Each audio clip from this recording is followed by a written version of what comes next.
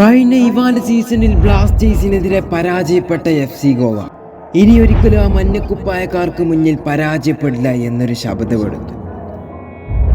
പക്ഷേ പിന്നീട് ഒരിക്കലും ആ മഞ്ഞക്കുപ്പായക്കാർക്ക് FC ഗോവയെ പരാജയപ്പെടുത്താൻ സാധിച്ചു. അപ്പോൾ അടുത്ത മത്സരത്തിലും പരാജയപ്പെട്ടാൽ ഇത് ചരിത്രത്തിന്റെ ഒരു ഭാഗമായിരിക്കും. മറിച്ച് വിജയിച്ചു കഴിഞ്ഞാൽ ഇതൊരു ചരിത്രമായിരിക്കും.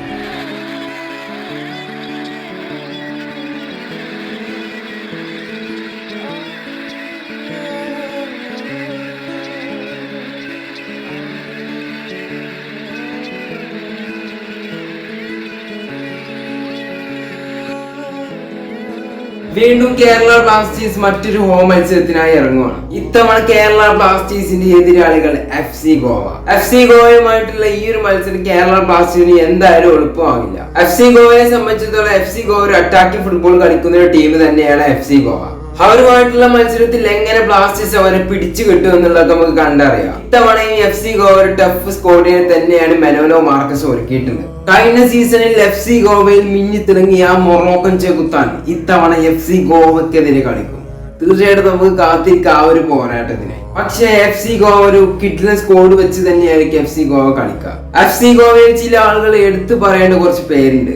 ഓർഗ ഹെരേറെ, അർമാൻഡോ സാദിക്കു, ബോറിം സിംഗ്, യാസിർ, ഒഡെയോണിന്ത്യ, സന്ദേശ് ജിംഗ തുടങ്ങിയ കുറെ അധികം മികച്ച താരങ്ങൾ അവർക്കുണ്ട്. തീർച്ചയായിട്ടും നമുക്ക് കേരള ബ്ലാസ്റ്റേഴ്സ് അവരൊക്കെ എങ്ങനെ തടിയും എന്നുള്ളതൊക്കെ നമുക്ക് കണ്ടു തന്നെ അറിയാം. ഇരു ടീമുകളും ജയത്തിൽ കുറഞ്ഞ ഒന്നും പ്രതീക്ഷിക്കുന്നുണ്ട്.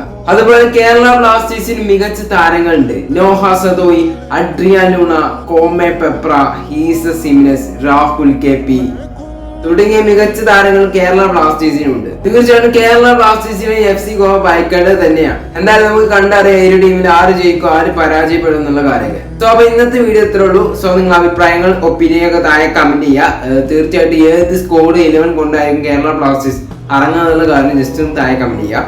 എന്തായാലും അടുത്ത വീഡിയോ ആയിട്ട് കാണുന്നവരേക്കും എല്ലാവർക്കും ഗുഡ് ബൈ.